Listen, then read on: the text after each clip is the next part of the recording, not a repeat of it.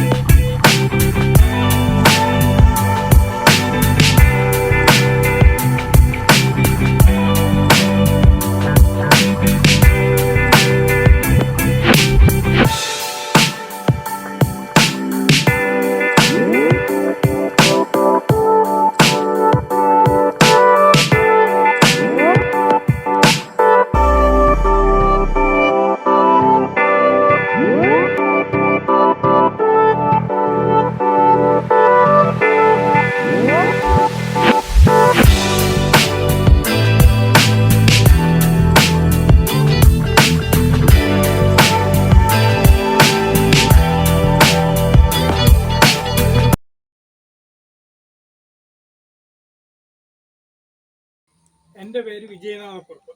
ഞാനും ഒരു റബ്ബർ കർഷകനാണ്.